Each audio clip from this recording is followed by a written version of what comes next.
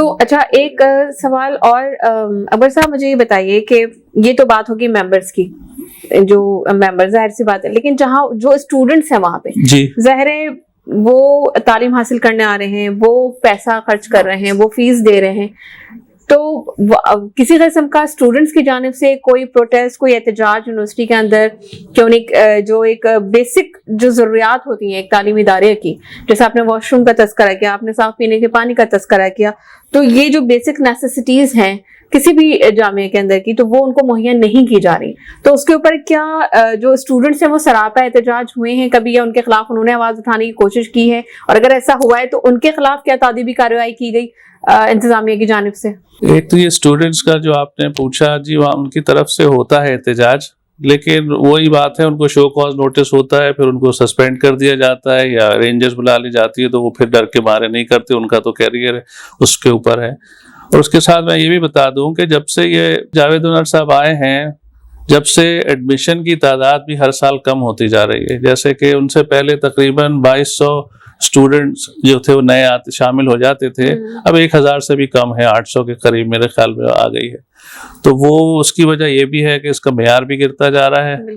اور دوسری وجہ یہ ہے کہ کمپٹیشن بھی بڑھ گیا ہے شہر میں، اور یونیورسٹیز بھی کھل گئی ہیں۔ اب میرے خیال میں ان ساری چیزوں کی ذمہ داری چانسلر صاحب جو ہیں جاوید انور، ان پہ ہوتی ہے، اور ان کو کوئی تجربہ نہیں ہے اس کا، وہ ایسے معتبر سیٹ پہ بیٹھے ہیں اور وہ بالکل انکمپیٹنٹ ہیں۔ اس سے پہلے وہ جہاں پہ تھے وہ کوئی کسی لیب کو چلاتے تھے، اور اس کے بعد یہاں آ کے چانسلر بن گئے، تو ان کو اس فیلڈ میں کوئی تجربہ نہیں ہے، تو اس لیے نہ تو وہ ان کو چلانا آتی ہے یونیورسٹی، نہ وہ کسی کو انصاف فراہم کر سکتے ہیں۔ مطلب آپ کا کہنے کا مطلب یہ ہے کہ ایک جو لیب آپریٹر ہوتا ہے یا لیب اسسٹنٹ ہوتا ہے، وہ ایک یونیورسٹی کا چانسلر بن کے اسسٹنٹ نہیں، آپ اونر بھی کہہ لیں انہیں، لیکن اس کو یونیورسٹی چلانے کا تو تجربہ نہیں آئے گا۔ اور دوسرے یہ بات ہے کہ ان میں اسپرٹ نہیں ہے جو علی گڑھ کے لوگوں میں ہوتی ہے۔ اس کی وجہ یہ ہے کہ علی گڑھ یونیورسٹی سے یہ پڑھے ہوئے نہیں ہیں، انہوں نے صرف شاید ہائی اسکول وہاں سے کیا ہے، اور اس کے بعد وہ کراچی یونیورسٹی سے ہی پڑھے ہوئے ہیں۔ تو انہیں جو ہمارے والد صاحب کہتے تھے، اگر ان سے پوچھیں علی گڑھ اسپرٹ کیا ہوتی ہے، تو اس کا مطلب وہ یہ بتا دیتے رائز ٹو دی اوکیزن، یعنی جب آپ کو ضرورت پڑے تو آپ اٹھ کے وہ کام انجام دیں، تو وہ ویسی چیز اس میں نظر نہیں آتی بالکل جاوید انور صاحب میں۔ ٹھیک ہے، لیکن اکبر صاحب میں ایک بات سمجھنا چاہ رہی ہوں آپ سے کہ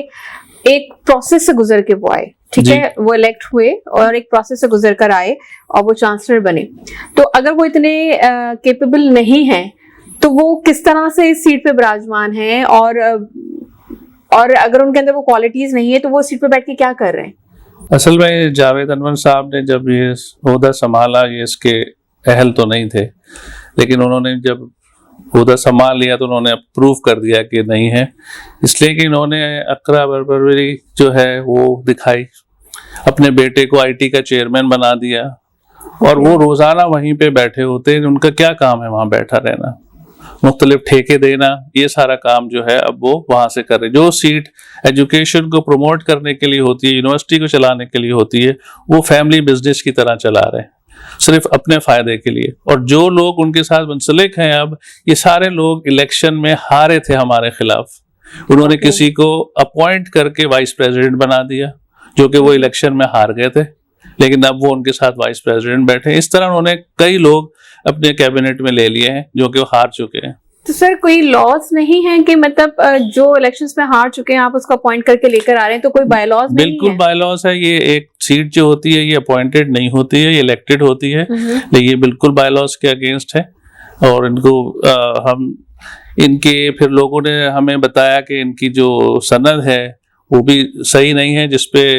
انہوں نے ممبرشپ حاصل کی، تو ہم نے صحیح نہیں ہے مطلب یہ علی گڑھ یونیورسٹی سے نہیں پڑھے ہوئے ہیں، تو ڈگری یعنی جعلی ہوئی ان کی ڈگری جعلی نہیں ہے، لیکن یعنی تو یہ وہی بات ہو گئی کہ ڈگری تو ڈگری ہوتی ہے، جعلی ہو یا کوئی سی ہو، ڈگری ہوتی ہے۔ اس کے سوال کے جواب نے کہا کہ نہیں، یہ 84 سے یہ ممبر ہیں ایسوسی ایشن کے،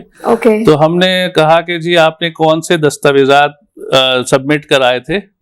وہ ذرا ہمیں دکھا دیں، تو انہوں نے کہا وہ گم گئے ہیں، نہیں ان کے پاس۔ پھر ہم نے ابوبا کے آفس سے رجوع کیا کہ بھائی جب یہ ممبر آپ نے ان کو بنایا تھا، آپ کے فائل میں تو ان کے کوئی کاغذات ہوں گے، ان کے پاس بھی سارے کاغذات گم ہو گئے ہیں۔ مطلب سرے سے فائل غائب کر دی گئی ہے. جی ہاں, فائل غائب کر دی گئی ہے. پھر 2018 کے الیکشن سے پہلے انہوں نے ایک خاص آدمی اپنا ہندوستان میں علی گڑھ بھیجا جو کہ ایک سرٹیفکیٹ میٹرک کا لے کر آیا وہاں سے, جو کہ دسمبر 2018 کا بنا ہوا ہے, لیکن وہ بھی کہیں سے اس کو جیسے ایمبیسی کے تھرو اس کو وہ ہونا چاہیے, تصدیق ہونا چاہیے, وہ بغیر تصدیق کے آیا, جس کی کوئی حیثیت نہیں ہے یہاں پہ. تو ہم اس سلسلے میں بھی کورٹ گئے, ان کی ڈگری کو بھی چیلنج کیا ہوا ہے. اچھا, تو آپ لوگ نے چیلنج کیا ان کی ڈگری کو؟ جی ہاں, اب اس کی بھی ہیئرنگ آنے والی ہے انشاءاللہ. امید ہے ہمیں کہ ہمیں